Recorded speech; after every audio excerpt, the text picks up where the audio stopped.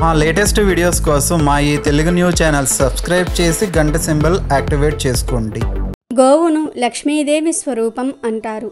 అలాంటి గోవు అప్పుడప్పుడు మన ఇంటి ముందుకు వచ్చి నిలబడుతుంది. సాధారణంగా ఎవరి ఇంటి ముందుకైనా గోవు వస్తే ఆహారం పెట్టి పంపిస్తారు. కొంతమంది ఇంటి దగ్గరకు ఆవు అప్పుడప్పుడు కాదు, ప్రతిరోజు వస్తూనే ఉంటుంది. మరి అలా తరచుగా ఇంటి ముందుకు గోవు వస్తే దాని అర్థం ఏమిటి? గోవు ప్రతిరోజు మీ ఇంటి దగ్గరకు వస్తే ఏం జరుగుతుంది? మంచి జరుగుతుందా, చెడు జరుగుతుందా? గోవు ఎటువంటి సంకేతాలను ఇస్తుంది అనే విషయాలను ఈరోజు మనం ఈ వీడియోలో వివరంగా తెలుసుకుందాము. ఫ్రెండ్స్, ఫస్ట్ అయితే ఈ వీడియోకి ఒక లైక్ కొట్టి మా ఛానల్ని సబ్స్క్రైబ్ చేసుకుని మాకు సపోర్ట్ చేయండి. ఎందుకంటే మీ సపోర్ట్ మాకు చాలా అవసరం. మన సనాతన ధర్మంలో గోవుకు ప్రత్యేకమైన స్థానం ఉంది. గోవు ఎక్కడ ఉంటే గోవిందుడు అక్కడ ఉంటాడు. గోపాలుడైన ఆ శ్రీకృష్ణ పరమాత్ముడికి గోవులంటే అత్యంత ప్రీతి. శ్రీ మహావిష్ణువుకు అందుకు మునిపే గోవిందనామము ఉన్నది. సంస్కృతంలో గో అంటే భూమి అని కూడా అర్థం ఉంది. పూర్వం శ్రీహరి యజ్ఞవరాహమూర్తి అవతారంలో రసాతలంలో నీట మునిగిన భూమిని తన కోరలపై పెట్టుకుని రక్షించాడు. అలా ఆ అవతారంలో కూడా గోవిందుడు అయ్యాడు. గోవు పవిత్రతకు మరియు శుభానికి చిహ్నం. గోవు యొక్క పాలు, మూత్రము మరియు పేడ ఎంతో పవిత్రమైనవి. ఆవును దర్శించి రోజులోని పనులు ప్రారంభించడం ఎంతో శుభశకునంగా భావించబడింది. ప్రాచీన పవిత్ర భారతీయ సంస్కృతి సంపదలకు ప్రతీక గోమాత. భారతీయులకు అనాది నుంచి ఆరాధ్య దేవత. మానవ జాతికి ఆవు కన్నా మిన్నగా ఉపకారం చేసే జంతువు మరియొకటి లేదు.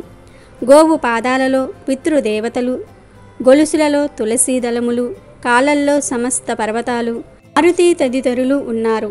గోమాత నోరు లోకేశ్వరం, నాలుక 4 వేదాలు అని పురాణాల్లో వర్ణించటం జరిగింది. గోమాత మధ్యలో గంధర్వులు, దంతాలలో గణపతి, ముక్కు రంధ్రాలలో శివుడు, ముఖంలో జ్యేష్ఠాదేవి, కళ్ళల్లో సూర్యచంద్రులు, చెవులలో శంకుచక్రాలు, కొమ్ములలో యమ ఇంద్రులు ఉన్నారు. అలాగే కంఠంలో విష్ణువు, భుజాన సరస్వతి, రొమ్మున నవగ్రహాలు, మూపురంలో బ్రహ్మదేవుడు, గంగడోలిన కాశీప్రయాగ నదులు ఉంటాయి. ఈ విధంగా గోవు ప్రతి అవయవంలో సకల దేవతలు కొలువై ఉంటారు అని అథర్వణ వేదం చెప్తున్నది. గోమాతను పురాణంలో సకల దేవతా స్వరూపంగా వర్ణించటం జరిగింది. ఆవు విశ్వమాత. ఆవును ఆరాధిస్తే సమస్త దేవతలను ఆరాధించినట్లేనని మన పురాణాలు చెప్తూ ఉన్నాయి. గోవును గోమాత అని పిలుస్తూ ఉంటారు. కారణం గోవు ప్రతి అణువులోనూ ఒక్కో దేవత ఉంటారు. కాబట్టి పరమ పవిత్రమైన గోవు భారతీయుల జీవన శైలిలో మాతృదేవత తర్వాత విశిష్టమైన ద్వితీయ స్థానాన్ని పొందింది. అసలు గోవులే లేనట్లయితే మానవుని మనుగడ సాఫీగా జరగడానికి అవకాశాలు చాలా తక్కువగా ఉంటాయి. దీనికి కారణం గోవులు మనల్ని పోషిస్తూ ఉన్నాయి. శ్రీకృష్ణ పరమాత్మ ఇంద్రుడు కురిపించిన పిడుగులతో కూడిన భయంకర వర్షం నుండి 7 రాత్రులు 7 పగళ్ళు గోవర్ధన పర్వతాన్ని ఎత్తి గోవులను ప్రజలను రక్షించాడు. అప్పుడు శ్రీకృష్ణుడే ఆ శ్రీహరి అని తెలిసి ఇంద్రుడు పశ్చాత్తాపం చెందాడు. అక్కడకు వచ్చిన కామధేనువు గోవులకు కష్టం వస్తే కాపాడావు గనుక నీవు గోవిందుడవు అని స్తుతించింది. అప్పుడు ఇంద్రుడు అత్యంత భక్తితో శ్రీకృష్ణునికి గోవిందనామంతో గోవింద పట్టాభిషేకం చేశాడు. అనేక నామాలు ఉన్న ఆ శ్రీకృష్ణ పరమాత్మ 7 రాత్రులు 7 పగళ్ళు కష్టపడి గోవులను రక్షించి సంపాదించిన నామం కాబట్టి ఆయనకు గోవిందనామం అంటే అత్యంత ప్రీతిపాత్రమైనది. అందుకే ద్రౌపది దేవి వస్త్రాపహరణ సమయంలో గోవింద అని భక్తితో ప్రార్థించింది. శ్రీకృష్ణుడు వెంటనే వెళ్ళి రక్షించాడు. లక్ష్మీదేవిని వెతుక్కుంటూ వైకుంఠం నుండి దిగి వచ్చిన ఆ శ్రీనివాసుడికి విష్ణువు బ్రహ్మ ఆవుదూడలుగా మారి ఆకలి తీర్చారు. 7 కొండలవాడు అయిన ఆ వెంకటేశ్వరుణ్ణి గోవింద అనే భక్తులు ఎక్కువగా స్తుతిస్తారు.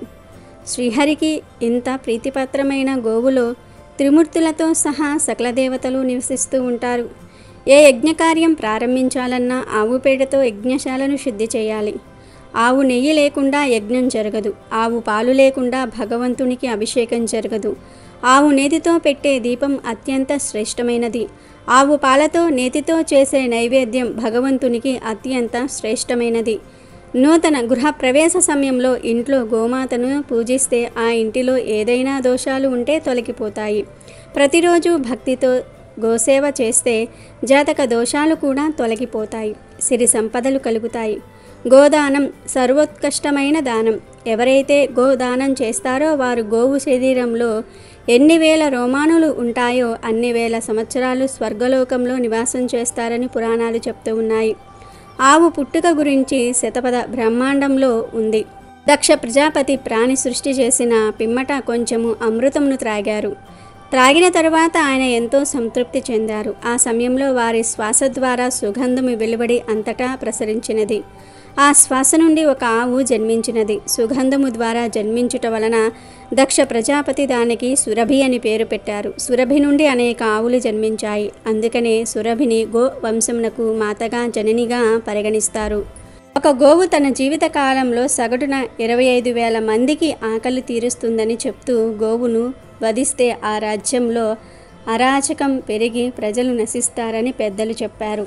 గోవు నుంచి వచ్చే ప్రతి ఒక్కటి మానవాళికి ఉపయోగకరంగా ఉంటుంది. ప్రపంచంలో ఏ జంతువు వ్యర్థం సువాసనను కలిగి ఉండదు. కానీ గోవు యొక్క మూత్రం సువాసనను కలిగి ఉంటుంది. గోమూత్రంతో క్యాన్సర్ని మొదటి దశలోనే అరికట్టవచ్చు. ఆవు పిడకలపై కొంచెం నెయ్యి వేసి కాల్చి ఆ పొగతో ఇంట్లో ధూపం వేస్తే చాలా మంచిది. ఆవు పాలు చాలా శ్రేష్టమైనవి. పసిపిల్లలకు కూడా ఆవు పాలే పడతారు. ఎందుకంటే ఈ పాలు తల్లి పాలతో సమానమని చెప్తారు. అయితే కొందరు ఇళ్ల దగ్గరకు అంటే ఇంటి ముందుకు ప్రతిరోజు గోవు వచ్చి నిలబడుతుంది. ప్రతిరోజు కాకపోయినా అప్పుడప్పుడైనా సరే ఆవులు ఇంటి ముందుకు వచ్చి నిలబడుతూ ఉంటాయి. అలా ఆవులు ఇంటి ముందుకు వచ్చి నిలబడితే లక్ష్మీదేవి మీ ఇంట్లో నివాసం ఉందని అర్థం. ఎవరి ఇంట్లో అయితే లక్ష్మీదేవి ఉంటుందో వారి ఇంటి ముందుకు మాత్రమే గోవు వచ్చి నిలబడుతుంది. ఇలా గోవు ప్రతిరోజు మీ ఇంటి ముందుకు వచ్చి నిలబడితే త్వరలో మీ ఇంట్లో ఏదో ఒక శుభకార్యం జరుగుతుంది. ఎవరి ఇంట్లో అయితే పాజిటివ్ ఎనర్జీ ఎక్కువగా ఉంటుందో, ఏ ఇంట్లోని వారైతే ఎప్పుడూ సంతోషంగా చిరునవ్వుతో ఉంటారో అలాంటి ఇంటి ముందుకే గోవు వస్తుంది. గోవులు ఎవరి ఇంటికి పడితే వారి ఇంటికి వెళ్ళి నిలబడవు. ఎవరి ఇల్లు అయితే లక్ష్మీప్రదంగా ఉంటుందో, ఎవరి ఇంట్లో లక్ష్మీదేవి నివాసం ఉంటుందో వారి ఇంటి దగ్గరకు వెళ్ళి మాత్రమే నిలబడతాయి. ఇలా గోవు తరచుగా మీ ఇంటి దగ్గరకు వచ్చి నిలబడితే సకల దేవతలు వచ్చి మిమ్మల్ని ఆశీర్వదించినట్లే. ఎవరి ఇంటికి ప్రతిరోజు గోవు వస్తుందో ఆ ఇంట్లోని వారికి ఇకపై అంతా మంచే జరుగుతుందని అర్థం. ఏ పని చేసినా విజయం వరిస్తుంది, ఐశ్వర్యం రెట్టింపు అవుతుంది. అంతేకాదు ఎవరి ఇంటి ముందుకు తరచుగా గోవు వస్తుందో ఆ ఇంట్లో త్వరలో శుభకార్యాలు జరుగుతాయి. ఇవే గోవు మనకు ఇచ్చే సంకేతాలు. ఇలా మీ ఇంటికి ప్రతిరోజు గోవు వస్తే ఆ గోవుకు ఏదో ఒక ఆహారం పెట్టండి. అంటే ఇంట్లో ఉండే పళ్ళు, కూరగాయలు, ఆకుకూరలు ఏవైనా పెట్టవచ్చు. ఇలా గోవుకు ఆహారం పెట్టడం వలన మీకు మరిన్ని శుభాలు జరుగుతాయి. గోమాతకు హిందూ సాంప్రదాయంలో ఎంతో ప్రత్యేకమైన స్థానం ఉంది. తల్లి తర్వాత మరొక తల్లిగా భావించి గోమాత అని పిలుస్తూ ఉంటాం. మానవులందరి పట్ల సమాన మమతానురాగాలు కురిపించేది ఆవు. గోమాత శరీరంలో 33 కోట్ల దేవతలు నివాసం ఉంటారని పూర్వీకులు చెప్తూ ఉన్నారు. ఒక్క ఆవును పూజిస్తే దేవతలందరినీ పూజించినంత ఫలితం దక్కుతుంది. గోవు చేతిని తాగితే ఏం జరుగుతుంది అనే విషయాలను ఈరోజు మనం ఈ వీడియో ద్వారా తెలుసుకుందాం. ఇంట్లో ఒక ఆవు ఉంటే మన ఒంట్లో ఒక్క రోగం కూడా ఉండదు.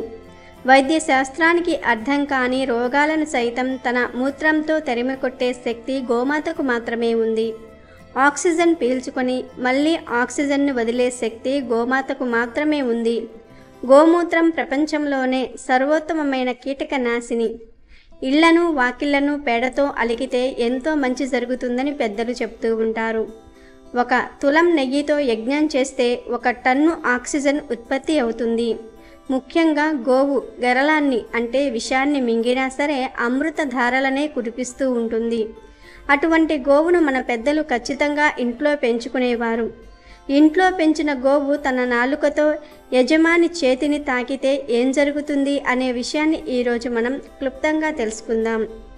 ఆవుకు ఉన్న గొప్ప గుణం ఏమిటంటే తన యజమాని ఆవు దగ్గరకు వచ్చినప్పుడు యజమాని యొక్క వాసన చూసి ఆ యజమానికి ఏ రుగ్మత ఉందో పసిగడుతుంది.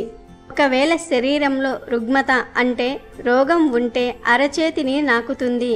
ఆవు అరచేతిని నాకుతున్నప్పుడు తిరస్కరించకూడదు. అలా అరచెయ్యి నాకగానే యజమాని శరీరంలో ఏ రుగ్మతలు అంటే ఏ రోగాలు ఉన్నాయో ఆవుకు తెలిసిపోతుంది. యజమానికి రుగ్మత ఉంది గనుక దానికి తగిన విధంగా అడవికి వెళ్ళి ఔషధ మొక్కలు తిని ఆ ఔషధాన్నే పాల ద్వారా మరియు మూత్రం ద్వారా పేడ ద్వారా ఆ యజమానికి అందిస్తుంది. యజమాని గోవు నుండి వచ్చిన పాలను త్రాగటం ద్వారా రుగ్మతలన్నీ తొలగిపోతాయి, అంటే రోగాలన్నీ తొలగిపోతాయి. అందుకే ఇంటికి ఒక గోవును పెంచేవారు పూర్వకాలంలో. ఆ గోవే మీ కుటుంబానికి ఎటువంటి రుగ్మతలు రాకుండా చూసుకుంటుందని పెద్దలు చెప్పేవారు. కానీ ఈ రోజుల్లో ఎవరు గోవును ఇంటి వద్ద పెంచట్లేదు. పెంచినా సరే కుడితి లేదా పాచిపోయిన పదార్థాలను ఆవులకు పెడుతూ ఉన్నారు. నిజానికి ఆవులు కుడితి త్రాగవు, కానీ ఈ కాలంలో ఆకలి తట్టుకోలేక పాచిపోయిన వస్తువులను తింటూ ఉన్నాయి. నిలకడగా ఉంచితే పాచిపోయే వస్తువులను ఆవులకు పెట్టకూడదు. ఎవరైనా ఇంటి దగ్గర ఆవులు పెంచితే చక్కగా పొలాల దగ్గరకు కానీ లేదా అడవుల దగ్గరకు కానీ తీసుకుని వెళ్ళండి. అప్పుడే ఆ ఆవు మంచి మంచి ఔషధ మొక్కలను తిని మీ కుటుంబాన్ని రక్షిస్తుంది. ఆవు చేతిని తాకితే మీ ఇంట్లో ఉన్న అలాగే మీ ఒంట్లో ఉన్న రోగాలను గుర్తించి దానికి తగిన విధంగా ఔషధ మొక్కలను తిని పాల ద్వారా ఆ ఔషధాన్ని మీకు ఇచ్చి మీ ఆరోగ్యాన్ని రక్షిస్తుంది. కనుక ప్రతి ఒక్కరూ ఒక ఆవును ఇంటి దగ్గర పెంచుకొని సంరక్షించుకోండి. మీకు మీ కుటుంబానికి చక్కటి ఐశ్వర్యం కలుగుతుంది. అమెజాన్లో బెస్ట్ డిస్కౌంట్స్ కోసం వీడియో డిస్క్రిప్షన్లో లింకు ఉంది, చూడండి. అలాగే మా టెలిగ్రామ్ ఛానల్ సబ్స్క్రైబ్ చేసుకోండి.